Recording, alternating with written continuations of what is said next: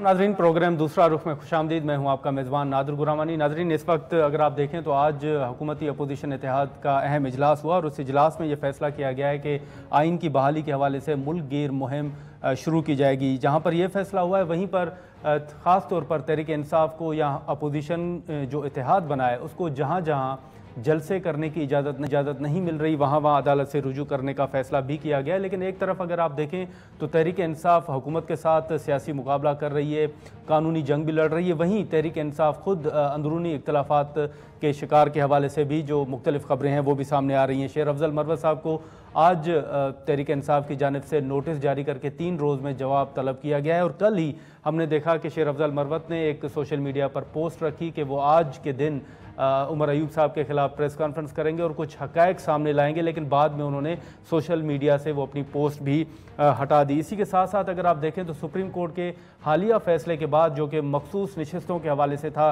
उस फैसले के बाद हुकूमती इत्तेहाद को धचका पहुँचा है और जो मखसूस नशिस्तें हैं हुकूमती इत्तेहाद की वो कम हुई हैं। दूसरी जानिब अगर आप देखें तो स्पीकर कौमी असम्बली ने पार्लिमानी रहनुमाओं का इजलास तलब कर लिया और उस इजलास में ख़ास तौर पर बजट के हवाले से मुशावरत होगी, जिसमें वज़ीर कानून को और ख़ास तौर पर तहरीक इंसाफ को भी शिरकत की दावत दी गई है।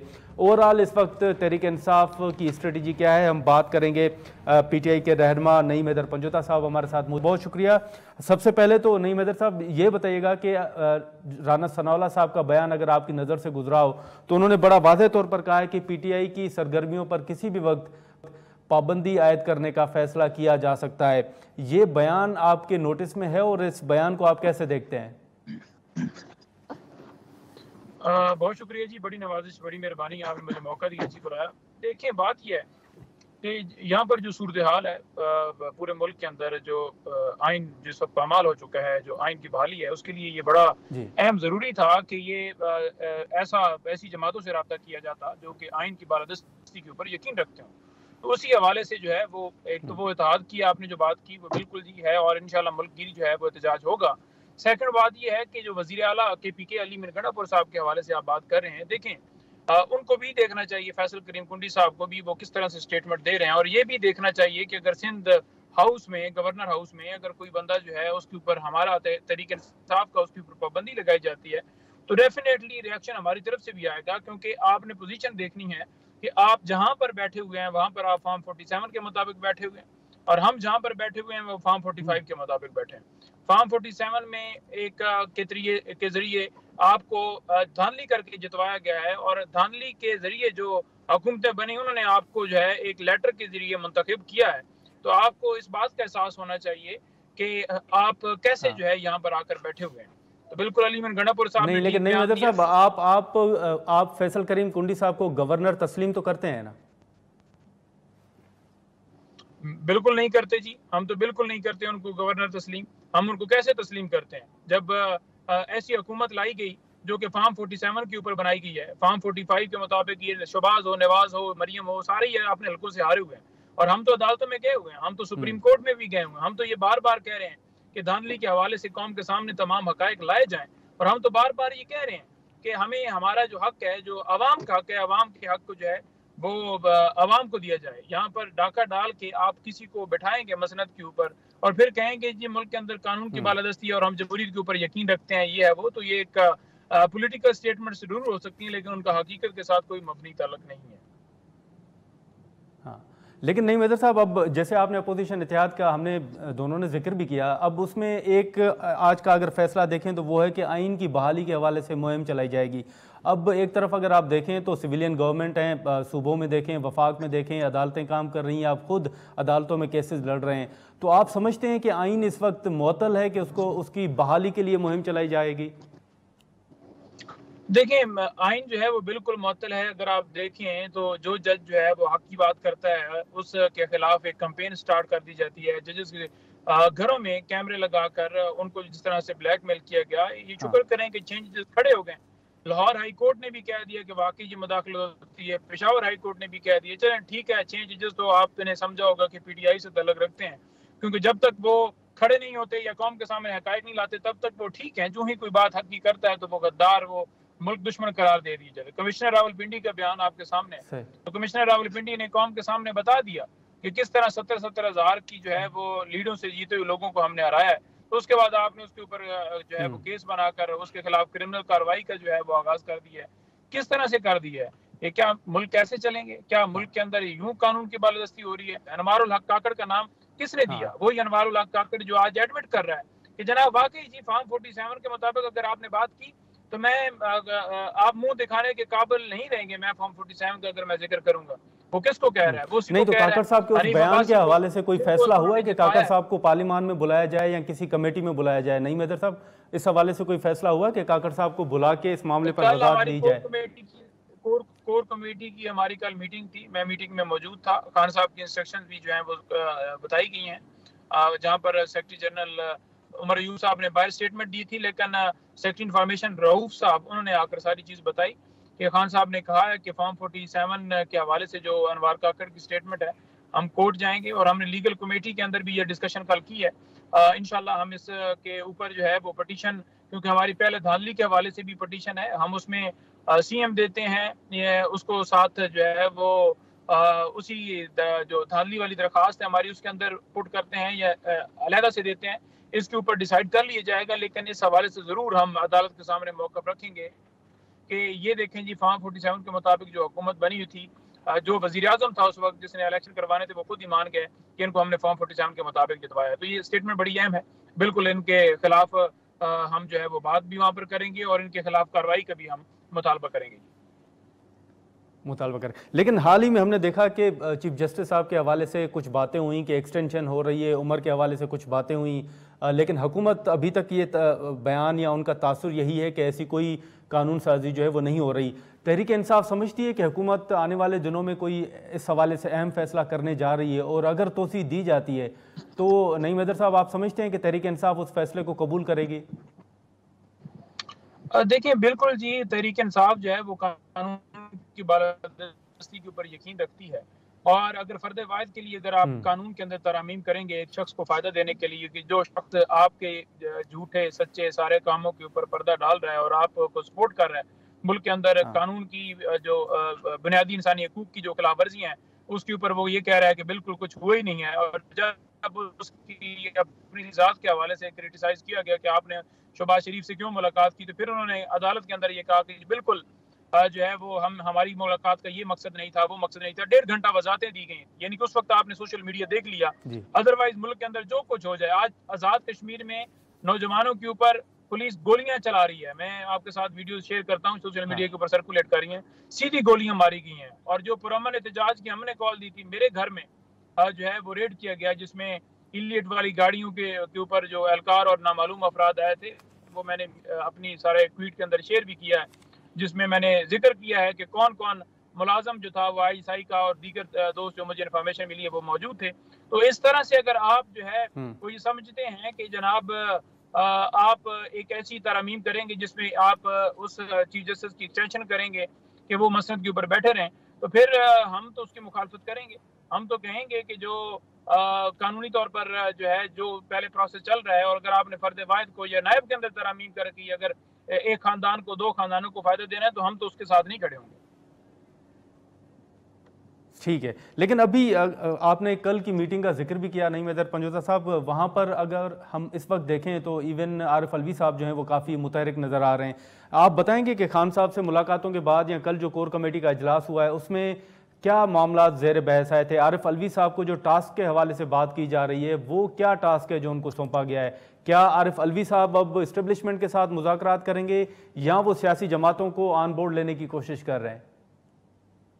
देखिए, कल आरिफ अलवी साहब की आपने स्टेटमेंट देखी होगी कि आप ये कहें कि जो मजलूम है वो माफ़ी मांगे और जो जालिम है वो बिल्कुल जो है वो माफ़ी ना मांगे, तो ये बड़ी गलत बात होगी। जिसके ऊपर जुल्म हुआ होता है डेफिनेटली उसने माफ़ी नहीं मांगनी होती। जो जालिम होता है, जिसने तशद्दुद किया है, जिसने हमारे लोग मारे हैं, जिन्होंने सारा ये किया है, उसने माफ़ी मांगनी है। और सेकंड बात ये है कि आज भी वो सियालकोट के अंदर जो है वो जो हमारे लोगों को सजाएं दी गई हैं, जो गिरफ्तारी जिन्होंने दी, जिनके ऊपर जुल्म सितम हुआ, उनके खानदानों से आज मिल रहे हैं जो पाबंद सलासिल हैं, और सारा मामला वहाँ पर देख रहे हैं। दूसरी जो उनको जिम्मेदारी के हवाले से खान साहब ने कुछ इंस्ट्रक्शन दी हैं, तो जो ही वो कोई स्पेसिफिक नोटिफिकेशन या कोई चीज़ आएगी तो आपके सामने आ जाएगी।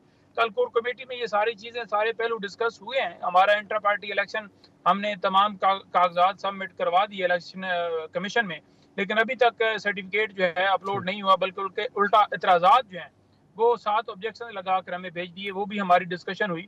और खान साहब के केसेस के हवाले से हमेशा हमने यही बात की है कि उनके केसेस को लटकाया जा रहा है, उनको जल्दी इंसाफ दिया जाए। खान साहब के केसेस हों, बीबी साहबा के हों, हमारे शाह महमूद कुरैशी साहब के हों, परवेज इलाही साहब के हों, या जितने हमारे लीडरान या सिविलियन जो मिलिट्री कस्टडी के अंदर हैं, तो उनको फेयर ट्रायल नहीं दिया जा रहा। और आप कैसे कह सकते हैं कि आप मुद्दई भी आप हैं, गवाह भी आप हैं, और आप जो है वो जज भी आप ही हैं, और आपने मिलिट्री की कस्टडी में लोगों को देकर सजाएं सुनाई हैं और स्टिल उनको रखा हुआ है, उनका फेयर ट्रायल नहीं कर रहे। तो फिर ये सारा, उससे सारी चीज़ें वाज़ेह होती हैं कि किसी तरह पाकिस्तान तहरीक इंसाफ को टारगेट किया गया, या लोगों के घरों में छापे मारे गए कि इस पार्टी के ऊपर जो है इसको क्रैक किया जाए, इसको ख़त्म किया जाए। जहाँ पर आप झंडा देखते हैं, उतार लेते हैं, ये किस कानून के तहत आप करते हैं? कल मैं एक देख रहा था कि चैनल वाले तस्वीर शेयर कर रहे थे नवाज शरीफ की और इमरान खान साहब की, तो जो है ना वो उन्होंने कर दी उस तस्वीर को, जिससे क्या हुआ, जिससे ये हुआ कि पूरी दुनिया को मजीद पता चला कि किस तरह एक तस्वीर पोस्टर के ऊपर लगाई उसको धुंधला किया जा रहा है, जब टीवी चैनल्स के ऊपर जो है वो दिखाई जा रही तस्वीर।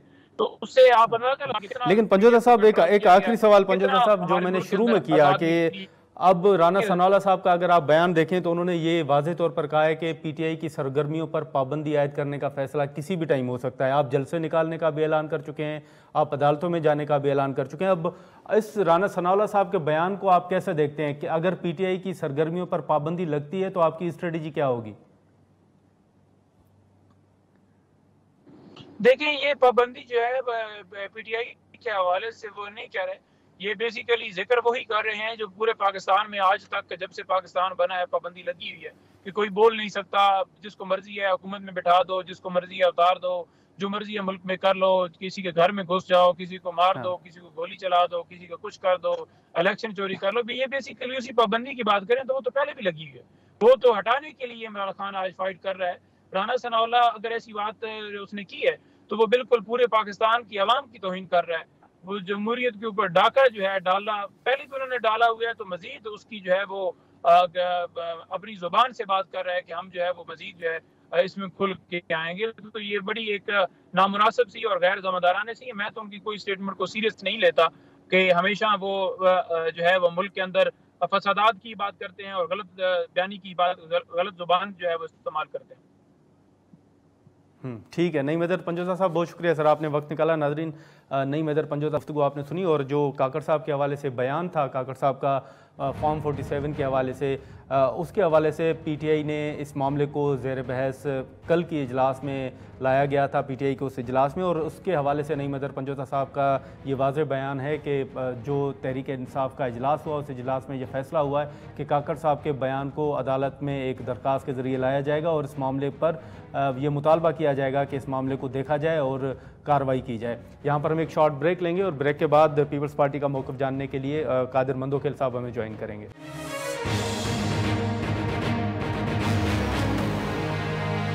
प्रोग्राम में दोबारा खुशामदीद। नाज़रीन, इस वक्त जो हुकूमती अपोजिशन इत्तेहाद है उनकी जानिब से जो आइन की बहाली के हवाले से मुल्क में एक मुहिम चलाने का ऐलान किया गया, उसी के साथ साथ जहाँ जहाँ तहरीक इंसाफ को जलसों की इजाज़त नहीं मिल रही वहाँ अदालतों से रुजू करने का फ़ैसला भी किया गया है। कराची में भी पीटीआई का ये यहाँ अपोजिशन इत्तेहाद का ये मौक़िफ़ है कि वहाँ पर इंतज़ामिया की जानिब से उन्हें जलसा करने की इजाज़त नहीं दी जा रही। तो इस हवाले से हम बात करते हैं। पीपल्स पार्टी के सीनियर रहनुमा कादिर मंदोखेल साहब हमारे साथ मौजूद हैं। बहुत शुक्रिया मंदोखेल साहब। सर, इस वक्त अगर आप देखें तो अपोजिशन इत्तेहाद का आज इजलास हुआ था और दो अहम फ़ैसले हुए हैं। एक तो आइन की बहाली के हवाले से मुहिम चलाई जाएगी, और दूसरा जहाँ जहाँ उनको इजाज़त नहीं मिल रही अपनी सियासी एक्टिविटीज़ के लिए, जलसों के लिए, वहाँ अदालतों से रुजू किया जाएगा।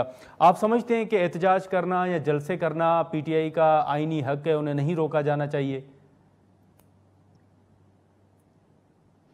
जी बिल्कुल, फंडामेंटल राइट्स है आइन के आर्टिकल 8 से लेकर 28 तक जलसे, जुलूस, रैलियाँ सबकी इजाज़त है, मगर उसके साथ साथ शराइत भी ये है कि कोई कानून हाथ में नहीं लेगा, कोई सरकारी अमलाक पे चढ़ाई करने की कोशिश नहीं करेगा, कोई ट्रैफिक में खलल डालने की कोशिश नहीं करेगा, कोई सरकारी अमला को नुकसान नहीं पहुंचाएगा। तो ये अगर सारी कंडीशन जो कि माजी में पीटीआई ने तहस-नहस कर दी है, सारी चीज़ों की वायलेशन की है, तो अगर ये पासदारी करते हैं तो यकीनन उनको मौका मिलना चाहिए। और पहले भी ये चमन में भी ये इजलास कर चुका है, जलसा कर चुका है, पेशी में भी कर चुका है, मौलाना फजल रहमान साहब ने कराची में भी कर दिया है।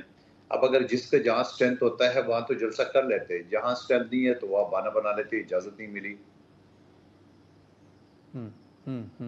तो आप समझते हैं कि कराची में पीटीआई की स्ट्रेंथ नहीं है इसलिए ये बहाना बनाया जा रहा है? आप मुझे बता देना कि ये 9 मई को उन्होंने जलसे जुलूस का ऐलान किया है, तो आपको कोई 50 आदमी नजर आया किसी रोड पे, किसी गली में, एवन के अपने मोहल्ले में नजर आया आपको? कोई भी नहीं है। मेरे हल्के से पीटीआई का एमपी है, PS 112 से जरा पता करते हैं वहाँ पे कोई 50 आदमी उनके घर के सामने इकट्ठे हुए कि नहीं गया गली में। बाकी शहर की तरफ आने की दूर की बात है। अब जहाँ उनको नहीं है, कोई लोग नहीं निकलते, तो वहाँ ये बहाना बना लेते हैं, हमें इजाजत नहीं है। इजाजत तो मौलाना फजल रहमान साहब के पास भी नहीं था, जलसा कर दिया ना उसने। तो आप भी कर डाल लें जलसा अगर आपके पास इतनी स्ट्रेंथ है। जहाँ स्ट्रेंथ रवाना होता है वहाँ पुलिस यकीनन उसको रोकने की कोशिश करती है, मगर अगर वो पुरअमन एहतजाज करते हैं, जलसा करते हैं, तो उस लिहाज से तो आप देख रहे हैं मौलाना फजल रहमान साहब का हवाला दे रहा हूँ, उन्हें पुरअमन एहतजाज किए, जलसा किए और इंतजामिया ने करने दिए। बिल्कुल, लेकिन मंदोखेल साहब, इस वक्त तहरीक इंसाफ ने मुज़ाकरात की बात की, एक 3 रुकनी कमेटी बनाई, फिर उन्होंने कहा कि हुकूमत नहीं, हम इस्टेब्लिशमेंट के साथ बात करेंगे। इस्टेब्लिशमेंट ने ये शर्त रखी कि पीटीआई पहले माफ़ी मांगेगी, उसके बाद ही मामला आगे बढ़ेंगे। आप भी समझते हैं कि जो कुछ हुआ है उस पर हर सूरत तहरीक इंसाफ को माफ़ी मांगनी पड़ेगी तो ही मामला आगे बढ़ेंगे? देखिए, एक शख्स गलती भी कर ले, वो कहता ना एक तरफ से चोरी और ऊपर से नजूरी। अगर पाकिस्तान के 77 साल तारीख में, बल्कि दुनिया की तारीख में, जहां बरतानिया में भी जलाओ गिराव हुआ था, उनको सजाई हुई 48 घंटे के अंदर। अमेरिका में जो है ना वो कैपिटल हिल के ऊपर ट्रंप के लोगों ने हमला किया है, उनको सजाएं हो गई है। लेकिन वो दोनों हमले इस तरह नहीं थे जिस तरह पाकिस्तान में है, जहां फौजी तनसीबात पे हमले किए गए, जहां जहाजों पे हमले किए गए, जहां शोहदा की यादगारों पे हमले किए गए, जहां उन्होंने शोहदा के मुजस्मों पे हमले किए। ऐसा तो कभी दुनिया में कोई एक मुल्क बता दो जहां इस तरह के वाकयात हुए। तो ये सारी चीज करने के बाद भी वो कहते हैं नहीं, माफी तो हम अपने बाप से नहीं मांगेंगे। तो जो औलाद इतनी बदतमीज हो कि वो अपने बाप से भी माफी मांगने में उसको शर्म आती हो, तो फिर उसके क्या जवाब दो? असद कैसर साहब ने आपके सामने कहा मैं अपने बाप से माफी मांगूं। तो अगर ऐसी औलाद हो जो अपने बाप से भी माफी नहीं मांगे, तो वो पाकिस्तान की या शोहदा की लवाकिन से कहां से माफी मांगेंगे? ये वही लोग हैं जो शहरियार अफरीदी साहब कहते थे आर्मी चीफ कौम का बाप है। तो देखा ना बाप अभी, हाँ, ये 3 साल के लिए जो बाप बनाते हैं उनका फिर ये असर होता है। उस वक्त भी वसीम बादामी की शो में उन्होंने कहा था, उसने बोला ना करे, जुमला बदल दे, क्योंकि तो 3 साल के लिए होती है, 3 साल के लिए तो बाप नहीं होता है। जुमला याद है आपको? और आज भी वो सियासी पार्टियों से मुज़ाकरात करने के बावजूद ये न करने के बावजूद वो वही फौजी एस्टेब्लिशमेंट से गेट नंबर 4 पे DGISPR से आर्मी चीफ से मुज़ाकरात करेंगे। तो उन्होंने हरी झंडी दिखा दिया ना। अब क्या रहेगी इसकी इज्जत में? अब उसको बता देना, अब कर देना। नहीं, तो पहले ऐलान करते थे कि लेकिन अब आरिफ अलवी साहब जो है वो मुतहरिक नजर आ रहे हैं। मंदोखेल साहब, आरिफ अलवी साहब कोई किरदार अदा कर सकेंगे? अब वो मुतहरिक नजर आ रहे हैं। देखिए, अगर माजी में आपको याद होगा, मोहम्मद जुबैर साहब जो गवर्नर सिंध रह चुके हैं, जब पता चला कि वो जनरल बाजवा साहब के बड़ी करीब है, तो 2 शख्सियत उनको अपना तर्जुमान बना लिया। याद है आपको? ठीक है। आप मुझे बता दें कि यही आरिफ अलवी साहब है जिनके बारे में कहा कि उसने इलेक्शन की जो हिदायत देनी थी नहीं दे सका। इवन के सुप्रीम कोर्ट ने यह कहा कि सदर पाकिस्तान यानी आरिफ अलवी साहब के पास इख्तियार था कि वो इलेक्शन का डेट अनाउंस कर रहे थे। और फिर आपको याद होगा अलीमा बीबी जो इमरान खान साहब की बहन है, उसने भी कहा कि इमरान खान सख्त नाराज है। तो सख्त नाराज के बाद उस आदमी ने अपना टेन्योर पूरा कर दिया। 2500 का बगला PWD का लिए बाथ आइलैंड कराची में, और वहां से TADA पेंशन और सरकारी मराद के मजे लूट रहे हैं। क्योंकि इससे पहले कितने लोगों को 3 रुकनी कमेटी, असद उमर, पता नहीं क्या क्या, असद कैसर किसको नॉमिनेट किए, मगर सब नाकाम हो गए। नाकाम इस वजह से हो गए ना कि उनको अभी भी चोर दरवाजे से आने की आदत पड़ गई है। अभी भी वो एम्पायर की उंगली और गेट नंबर 4 जो है ना वो खटखटाना जो है ना वो चाहते हैं। लेकिन सवाल ये है कि ये जो शोधा है जिसने पाकिस्तान के लिए कुर्बानी दी है, वो उसके लवाकिन हैं जिसने एहतजाज भी किया है, उनको किस चीज़ की सज़ा मिल रही है? जिनके बच्चे, जिनके वालिदैन जो है ना वो पाकिस्तान के लिए कुर्बानी दी, शहादतें ली है, और वो क्या सोचेंगे? आपको आर्मी चीफ से लेकिन मंदो खेल साहब, यहाँ पर एक आखिरी सवाल, आखिरी मुख्तसर सवाल होगा मंदो खेल साहब के, यहाँ पर अगर आप देखें तो अब ये चीज़ें भी सामने आ रही हैं, तासुर दिया जा रहा है कि पीपल्स पार्टी से रब्ता किया है मुस्लिम लीग नून ने और दावत दी जा रही है और कहा जा रहा है कि आप वफाकी काबीना में शमूलियत इख्तियार करें। ऐसी कोई बातचीत हो रही है और क्या पीपल्स पार्टी के अंदर भी कोई ये मामला जो है वो ज़ेर बहस आया है कि वफाकी काबीना में शामिल होने जा रही है पीपल्स पार्टी? देखिए, 100 मुंह 100 बातें। पीपल्स पार्टी की जो सबसे स्ट्रॉन्ग बॉडी है वो सेंट्रल एग्जीक्यूटिव कमेटी है। उसने वाज़ेह तौर पे फैसला किया है कि हम वफाकी हुकूमत को सपोर्ट तो करेंगे मगर उसमें काबीना में पोजीशन नहीं लेंगे। तो फिर मुस्लिम लीग नून बज़िद क्यों है? ये इस तरह बातें क्यों निकल रही है? और फिर बात ये भी कहना चाहूँगा कि माजी का जो 16 महीने की पीडीएम की हुकूमत थी, जहाँ हमारा तजर्बा कोई ज़्यादा कामयाब नहीं रहा, हमने एक दूसरे की मिनिस्ट्री पे एतराज़ किए। खुद मैंने असम्बली में खड़े होकर एतराज़ किए वज़ीरों के ऊपर जो वोट को इज्जत दो की बातें करते थे और पीछे जो है ना वो ब्यूरोक्रेसी को कौमी असम्बली के सब कमेटियों के हिदायत पे अमल नहीं करते थे। तो हमने इस मरतबा यानी सेंट्रल एग्जीक्यूटिव कमेटी ने उसको एक मौका दिया है कि आप खुद हुकूमत बना लो, अपना वजीर बनाओ, माउन खसी बनाओ, मुशीर बनाओ, जो आपका दिल चाहे खुद फैसले करो। तो मुस्लिम लीग नून जो है ना क्यों कतरा रही है अपने फैसलों से? या अगर उनको नहीं है कि उनको नहीं है कि नहीं संभाल सकती है तो पीपल्स पार्टी को दे दे, हम संभाल के दिखाएंगे इसको इंशाल्लाह। चलें, ठीक है। कादिर मंदोखेल साहब, बहुत शुक्रिया सर, आपने वक्त निकाला। कादिर मंदोखेल साहब की गुफ्तगू आपने सुनी। यहाँ पर एक शॉर्ट ब्रेक लेंगे और ब्रेक के बाद दानियाल अजीज साहब हमें ज्वाइन करेंगे।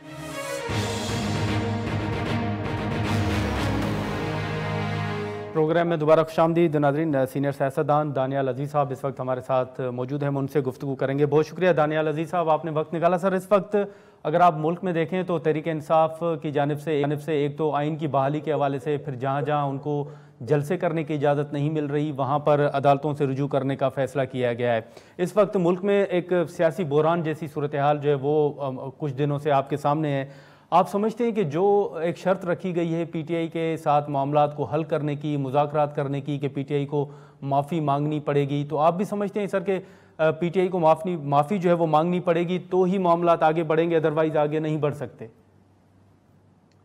जी, मेरे ख्याल में पीटीआई इस बात का जवाब दे सकती है, लेकिन मैं ये आपको कहना चाहता हूँ कि मुझे तो इन बातों का कोई किसी किस्म का ना फिक्र है ना कोई असर होता है। उसकी वजह यह है कि अभी तक भी हमारी सेंसिटिव प्राइस इंडेक्स जो है, यानी जो रोजमर्रा की अशिया है, वो 23% है इस हफ्ते, यानी आज सुबह के अखबार में लिखा हुआ है। तो लोगों की महंगाई से तबाही मच गई है, गरीब मिट गया है, सफेद पोश पामाल हो गया है। यहाँ पर जो है लोग अपने स्कूल से बच्चे उठा रहे हैं, और मैंने ये साल पहले इस बात पे सर दिया था, मतलब पिछले साल में, कि खुदारा इसका कुछ करें, और अभी तक मामूल पे उसी तरह ही चीजें चल रही हैं। और आप हैरान होंगे कि ये जो अमीर लोग हैं ये इतने मतलब बेहिस है कि उन्होंने मेरे मुंह पे हाथ रख दिया, मुझे इलेक्शन हरवा दिया सिर्फ इसलिए कि मैं गरीबों की आवाज बुलंद कर रहा था। और आप ये देखें कि मैं अभी भी टीवी प्रोग्राम्स पे हर जगह मैं मुख्तलिफ बयानात के जरिए इस बात का प्रचार कर रहा हूँ। और शायद इस वजह से अभी तक स्टेट बैंक ऑफ पाकिस्तान ने 22% पे इंटरेस्ट रेट रखा हुआ है, जिसकी वजह से कुछ हद तक महंगाई जो है वो पहली दफा कंट्रोल में आना शुरू हुई है। लेकिन अभी भी वो आसमान से बातें कर रही है, और यहाँ पर लोग लगे हुए हैं कि जी हमें जुलूस करने का इजाजत दे, हमें वो। अभी गर्मियों के बिल आने शुरू हो जाने इस महीने, और लोगों का हशर नशर हो गया महंगाई से। तो आप बताएं वो कहाँ जाए? 41%, 40% इन्होंने अभी जून में गैस बढ़ानी है गवर्नमेंट ने, उसका पहले ही इन्होंने मुआहदा किया हुआ है। ऊपर से IMF आई हुई है। मुईशत जो है, जितने भी ये टैक्स के इक़दाम ले रहे हैं ये बुरी तरह फेल हो रहे हैं। ना किसी रिटेल तक कोई टैक्स नेट बढ़ाया, और हमारे फाइनेंस मिनिस्टर बता रहे हैं कि जी वो 590 अरब जो बिजली की चोरी की है वो उससे हम खसारा कम करेंगे। IMF ने तो कह दिया है कि ना वो आ रहे हैं और ना ये आ रहे हैं। ये जो आप कह रहे हैं कि आपने DG कस्टम्स लॉ लगा दिया, DG लॉ लगा दिया है, एक कानून नया बना के, तो इसके जरिए से जो केसेस फंसे हुए हैं 2.7 ट्रिलियन के, वो हमें आधे हासिल हो जाएंगे। IMF कह रहा है कि जाएं आप किसी और के साथ बात करें, हमें इमरजेंसी मेजर्स लगा के दें, क्योंकि हम इजाजत नहीं देंगे आपका खसारा बढ़ने का। तो ये कैफियत है और लोग जो हैं वो नहीं, लेकिन सर आपने अवाम को रिलीफ की बात की, दानियाल अजीज साहब आपने सर बात की रिलीफ की, तो यहाँ पर मुल्क में अगर आप देखें तो गंदम का बहरान चल रहा है, निगरान हुकूमत के ऊपर बोझ डाला जा रहा है, फिर सूबों के ऊपर, फिर वफाकी हुकूमत के ऊपर। आप सर इस बहरान का जिम्मेदार किसको समझते हैं? इसमें कोई शक नहीं कि हुकूमत वक्त है और वो इस बात से भाग रहे हैं। इंक्वायरी के लिए उन्होंने डेट एक्सटेंड क्यों की है? जो अभी तक की इंक्वायरी थी वो बताते हैं कि किसने ये गंदम इंपोर्ट की है। देखें, बात बहुत सिंपल है कि फरवरी 28 तक केयर टेकर गवर्नमेंट ने कहा था कि आप गंदम इंपोर्ट कर सकते हैं, तो फरवरी 28 तक ये हुकूमत मार्ज वजूद में आ चुकी थी, तो इन्होंने एक्सटेंड किया मार्च 31 तक। और मार्च में सबसे ज्यादा गंदम जो पाकिस्तान में इंपोर्ट हुई है जब से ये अप्रूवल्स आई हैं, सितंबर से लेकर आज तक या जुलाई से लेकर आज तक, वो मार्च में हुई है 8 लाख टन से ज्यादा। तो अगर वो ना आए होते तो वो 8 लाख टन आप गरीब से खरीद लेते तो मार्केट कोलैप्स ना होती। तो ये, लेकिन इनका हसद ही नहीं जाता, ये रचता ही नहीं है।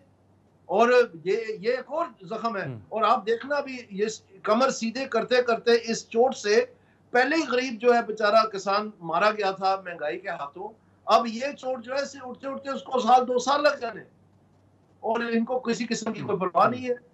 किसी हम कार्ड दे देंगे, ये ऐसे ही है कि किसी का आप सार उतार दें कुल्हाड़े के साथ और उसको बोले कि चलो तुम्हें अस्पताल भेज देते हैं, और भाई उसका सार उतर गया, कौन से अस्पताल ने जोड़ना है? हाँ। लेकिन दानियाल अजीज साहब, यहाँ पर अगर आप देखें तो अब ये भी चीज़ें चल रही, ओवरऑल तो बिजली की कीमतों में इजाफा हुआ, गैस की कीमतों में इजाफा हुआ, ओवरऑल आप शहबाज हुकूमत की जो अब तक कारकर्दगी है उसको कैसे देखते हैं? और दूसरा, अब ये भी खबरें आ रही हैं कि पीपल्स पार्टी को के ऊपर भी ये जोर डाला जा रहा है कि वो वफाकी काबीना में शामिल हो जाए। आप समझते हैं कि पीपल्स पार्टी अगर शामिल होती है तो बेहतरी आएगी, या ये दबाव का नतीजा है कि मुस्लिम लीग नून पीपल्स पार्टी को बार बार कह रही है कि आप वफाकी काबीना में शामिल हो जाएं?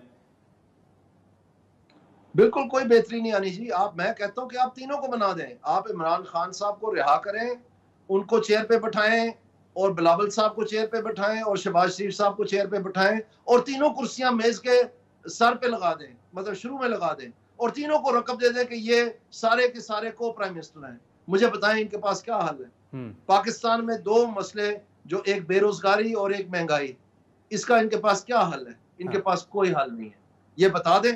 अभी हम सर फिर किसके पास, दानियाल साहब, फिर किसके पास हल है सर? मैं आपको बता रहा हूं, मैंने बार बार आपके टीवी चैनल्स पे बताया कि ये जो रेवेन्यू अथॉरिटी को अगर आपने ठीक करना है तो ये एडमिनिस्ट्रेटिव मेजर से नहीं हो पानी। अगर आपने बिजली की चोरी इकट्ठी करनी है तो ये एडमिनिस्ट्रेटिव मेजर से नहीं हो पानी कि आप लोगों को निकाल दें। देखिए आप ये किस तरह अजीब मतलब भोंडे अंदाज से लगे हुए। एक तरफ सारी सीनियर लीडरशिप एफबीआर की निकाल दी और 2 रोज बाद इधर आके उनको तमगे बांटने शुरू कर दिए। मतलब कोई ढंग की बात ही नहीं है। ये कह दिया कि जनाब हम सिम में निकाल देंगे, जो लोग रिटेल मार्केट से टैक्स में नहीं आएंगे, तो सिम का टेलीकॉम कंपनीज ने कह दिया कि हम नहीं करते, वो भी बात सारी ठप हो गई। अब कह रहे हैं कि हम कोई रास्ता निकाल रहे हैं, और ये जो कह रहे हैं कि ये केसेस का जो पैसा इकट्ठा कर लेंगे, ये भी नहीं होना इनसे। तो ये अजीब जो ये करना चाह रहे ही नहीं है, और इनके पास कोई हल नहीं है। और हैरानगी की बात ये है कि मैं फिर से कहता हूँ आपके प्रोग्राम पे कि प्लानिंग को जो इकोनॉमिक कोऑर्डिनेशन और इकोनॉमिक प्लानिंग, जिसमें ये सारी चीजें हैं, क्राइसिस तो मईशत का है, ये प्लानिंग कमीशन की जिम्मेदारी है। हाँ। वो क्यों सोए पड़े हैं, वो क्यों लूडो खेल रहे हैं, वो क्यों चुप बैठे हुए हैं? उनके पास क्या है, वहां उनका प्लान क्या है? नाज़रीन, यहाँ पर एक शॉर्ट ब्रेक लेते हैं और ब्रेक के बाद दोबारा वापस आते हैं।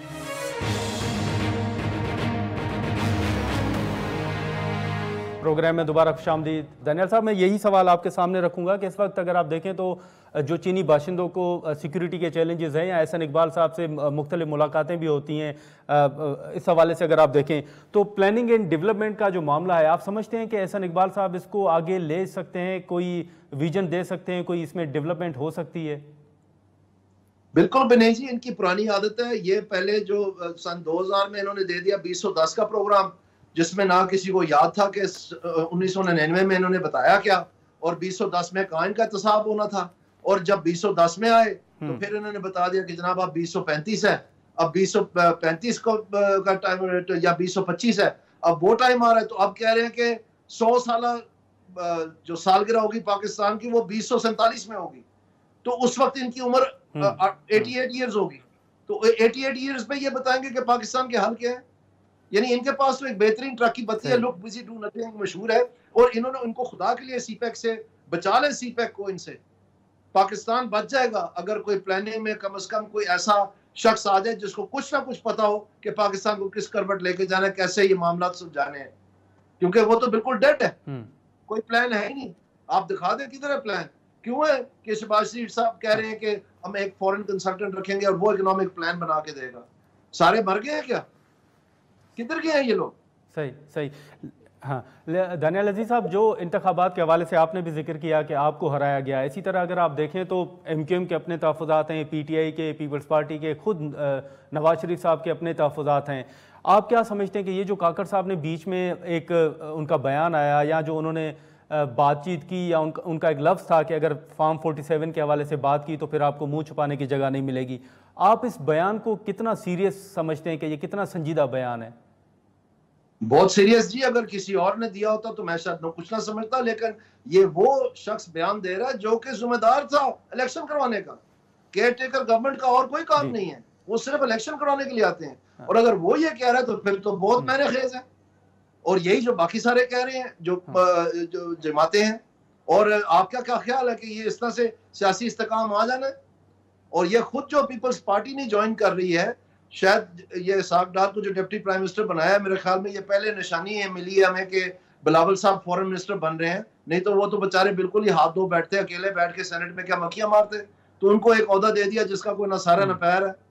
तो बहरहाल कहने का मकसद ये है कि यहाँ से कुछ नींद होती है कि शायद पीपल्स पार्टी आ रही है, लेकिन आ भी जाए पीपल्स पार्टी, हमें बताए ना तकरीर करके कि पाकिस्तान के ये मसाइल है, ये इनका हल है। कुछ भी नहीं है। कभी सुना आपने? महंगाई का बताएं, बेरोजगारी का बताएं, नौजवान तबका हमारा शिकस्त और रेस्त हो गया बेचारे, 2-2 4-4 डिग्री लेके मारे फिर रहे हैं, टैक्सियां चला रहे हैं, कोई बर्तन धो रहे हैं, कहीं से गुजारा करने की कोशिश कर रहे हैं। और कितने साल हो गए और ये बैठे हुए हैं। आपको पता है कि ये प्लानिंग कमीशन जो पाकिस्तान ब्यूरो ऑफ स्टैटिस्टिक्स है, उनका ये काम है कि वो पाकिस्तान के दादोशुमार जमा करें, और वो प्लानिंग कमीशन के नीचे हैं।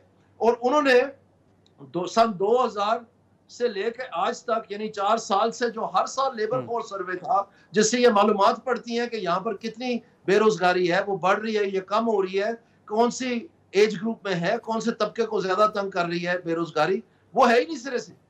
और चोरी चकारी इतनी बढ़ गई है। दानियाल अजीज साहब, सर एक आखिरी मुख्तसर सवाल होगा दानियाल अजीज साहब। तमाम पुलिस जो है वो दारोशुमार ही छापने बंद हो गए। बिल्कुल दानियाल अजीज साहब, एक मुख्तसर सवाल होगा सर कि इस वक्त अगर आप देखें तो मुस्लिम लीग नून का एक अहम फैसला है, आपके बड़े करीबी दोस्त हैं मुस्लिम लीग नून के अंदर, आप क़यादत के बड़े करीब रहे हैं। इस वक्त जो नवाज शरीफ साहब दोबारा पार्टी के सदर बन रहे हैं, इसके पीछे आपको स्ट्रेटजी क्या नज़र आ रही है? आप समझते हैं कि मियाँ साहब जो है दोबारा वही पुराना जो नैरेटिव था उसको बहाल करना चाहते हैं? आप समझते हैं कि शहबाज शरीफ साहब उस तरह पार्टी का नैरेटिव नहीं लेके आगे चल सके जिस तरह नवाज शरीफ साहब चल के उन्होंने चलाया? यही वजह आप समझते हैं कि मियाँ साहब दोबारा पार्टी का सदर बनने जा रहे हैं?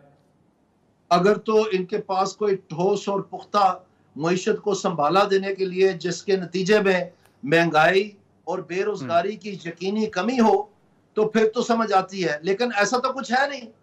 वो तो खाना बाला जो है वो तो बिल्कुल खाली है, और ना हमने कभी कोई बात सुनी है। इनको तो 2 स्टेटिस्टिक्स नहीं आते कि पाकिस्तान के क्या है। ये सुबह ये सिर्फ बता दें कि महंगाई की शरह क्या है, मैं मान जाऊंगा। छोड़े कि अफगानिस्तान में क्या है तो कौन सर आप बड़े मियां साहब की बात कर रहे हैं? इनको सिर्फ ब्यूरोक्रेट्स के चार ब्यूरोक्रेट्स के नाम आते हैं, उन्हीं के सर पे ये हुकूमत चलाते हैं बस। और वो अब मसाइल का हिस्सा है, वो हल नहीं है। सर आप नवाज शरीफ साहब का जिक्र कर रहे हैं? जी मैं कर रहा हूँ।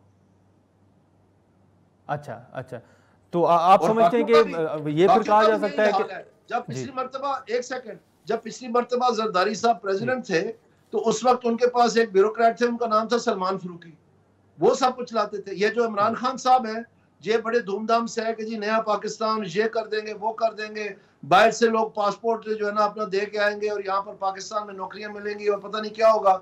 तो इन्होंने भी आज आके खोदा पहाड़ निकला चूहा। ये अरबाब शहजाद साहब जो चीफ सेक्रेटरी थे खैबर पख्तूनख्वा का, उनको रख लिया। उन्होंने 100 डेज का एजेंडा लिखा है। इनके पास कोई बंदा भी नहीं था। आपको पता है पीटीआई के पास और पीपल्स पार्टी के पास तो फाइनेंस मिनिस्टर ही नहीं था, मांगे के लाए। और ये हाल अब नून लीग का भी हो गया। ठीक, तो कौन सी मईशत ठीक है सर, बहुत शुक्रिया। ठीक है दानियाल अजीज साहब, आपने वक्त निकाला। नाज़रीन, नईम हैदर पंजोता साहब, मंदो खेल साहब और दानियाल अजीज साहब की गुफ्तगू आपने सुनी। आज के प्रोग्राम में इतना ही, इजाज़त दीजिए, अल्लाह हाफ़िज़।